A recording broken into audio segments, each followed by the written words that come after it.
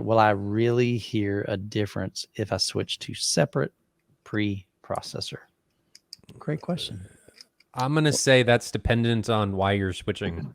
Right. If you're switching just to switch from an AVR to amps and pre-pro, no. Unless you don't level match, then you could probably convince yourself you do.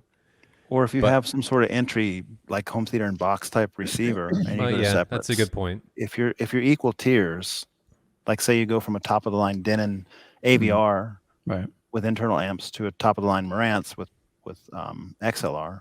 No, I'm with Ryan. You're not going to hear a difference there. Yeah, so I'll throw this out there, and it could be placebo. I'm not saying it wasn't, but I was sent an SR 8015, so top of the line Marantz AVR. Probably, I think at the time it was about a $3,000 AVR. Big beefy amplifier in it. Really nice unit. I had never experienced, for the most part, separates in my room, and so I asked them if they would send me their processor. So they sent me, at that time it was the 8805.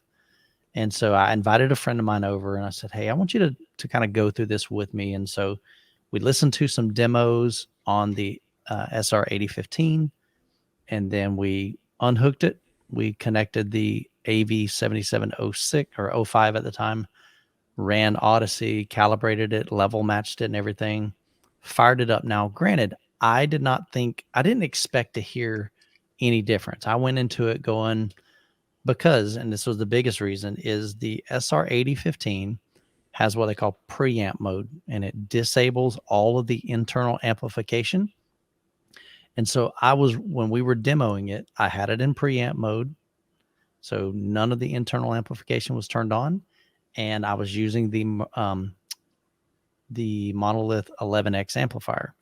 So when I switched over to the processor, same thing.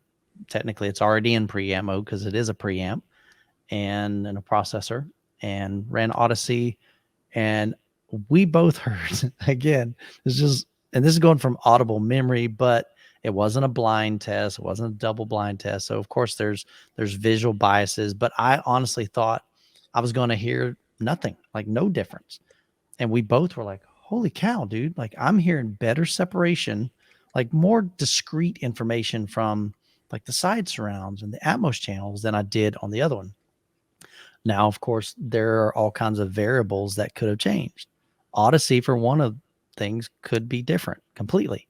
Like, it can EQ Odyssey, and not because it's a preamp versus an AVR, because they're using the same thing, Odyssey XT32. But we all know you can run Odyssey and run it again. Like, once you may run it one time and go, that doesn't sound great. You run it again and go, oh, that sounds a lot better. Odyssey is not perfect. So it could have been that. I don't know. And all I shared in that video, as I said, in my room with these two, with us doing this, not experiment, but this, when we swapped it out, here's what we heard. So take it for what it's worth. But I definitely would never say that, yes, if you absolutely switch to a processor, it's going to like open up, and sound absolutely incredible. I've heard some really, really great AVRs. I mean, Jonathan's got an AVR in his. Doesn't even use Odyssey. Turns it off. And it sounds phenomenal. Ryan's got Storm. Sounds phenomenal. I turned off Dirac. But you're using a really high-end processor. Sounds phenomenal. I think it's more about how you calibrate and proper calibration than it is about, I guess it kind of goes back to even like a photographer. A good photographer can take a great photo with almost any camera. It's not about the gear. It's really about the implementation of the gear and how you utilize it. I think the same thing can be said of home theater. What do you guys think? It's going to be really hard to convince anyone on this kind of stuff unless you do like blind A/B tests back and forth. And I've 100%. Done 4 rounds of them at this time. So Odyssey is a huge variable, like you explained. Right. I mean, even between 2 runs, it'll set the crossovers different, right? Correct. So it's not establishing the same thing. And when they measure it with Omni mic or a calibrated mic, it's different between every run. It just is. Your mic moves 6 inches this way, it's different. Yep. So really, the only way you can compare then is if you're doing AB and you're doing it fast and you turn all the auto EQ off and you make sure the settings match. And even then, you get into the technicalities of it, Marantz has that HDAM module on it. That's a little distortion box according to ASR testing. So if your AVR you're testing against like a Marantz, for instance, the Marantz actually adds a pleasurable, enjoyable distortion to the sound because people like a little distortion in their music. Are you going to get the exact same sound? Yeah. Maybe not, because of so many different variables. Right. Are you going to be guaranteed a better experience with preamps? No. Yeah. I agree with Michael there too. That's not a guarantee by any means. I think there's definitely some advantages of going to a processor. But it just depends on like what your needs are. My opinion on this is if it works for you and your setup. Get whatever specific settings, options, or channel count, or whatever you're chasing, go for that. I mean, AVRs aren't going to work for everybody because some people need more power. I mean, like in my theater, I can't do an AVR because my speakers will lead an AVR's amps for lunch. It just doesn't work. So plus I have too many channels. So if you're in a situation like that, then absolutely go pre-pro. But if you're in a situation where it works, I don't really find a justifiable reason to do it. And can you hear a difference? I'm with John. I think there's too many variables to be able to do it. The only real way to be able to do it would be to turn all the processing off and do it there and do a very fast A/B blind test, which maybe we should do. I mean, at the next M-Wave, we need to do that and see if there's a difference and if people can be able to tell, and do DAX and see if people can be able to tell. Because that's really what you're going down to is, can you hear a difference of the internal components, and is it making a difference? And I mean, we've done plenty of amp blind tests. We've done all different kinds of stuff. I mean, with M-Wave, can you hear a difference in room correction? Yeah, that was proven. You definitely can, and it's there. But that's down to how the processing is being utilized and what the computer is doing to make corrections. Sure. And there's definitely a difference there.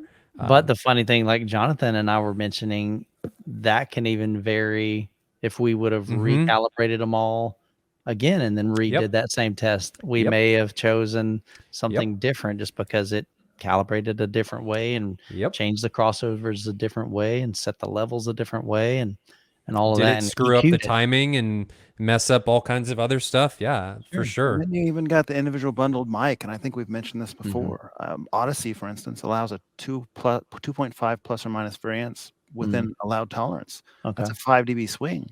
Gotcha. So you take two identical Denon X 6700, the receiver I run, with their bundled mic, there might be 5 dB a difference if you used identical positions, like on the nose identical positions. There could be just from that allowed variance in the microphone. Yeah. So it's really hard to do any kind of apples to apples comparison, especially if you're swapping gear and using different mic positions and different mics and all that stuff. Sure. So Ton says that his thought is source is greater than processing, which is greater than the gear. Gear and processing kind of go hand in hand to some degree, but source is important. Yes. Yeah. Well, an example, if your source is a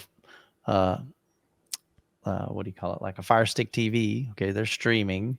Doesn't matter what kind of processing you got. You're only going to be limited to what's coming into that processor. So I can but if you put Plex or something on that, hey, he just said source, man. Source is greater than processing.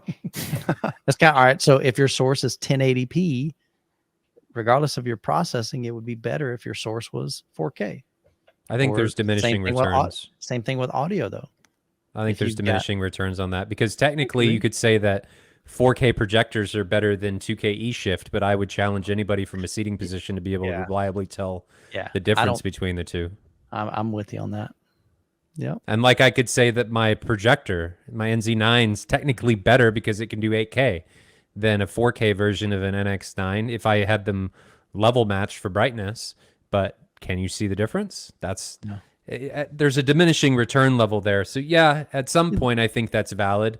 But this whole hobby is about diminishing returns. For sure. But I think there's diminishing returns for source processing and gear. I mean, it's there for all of them.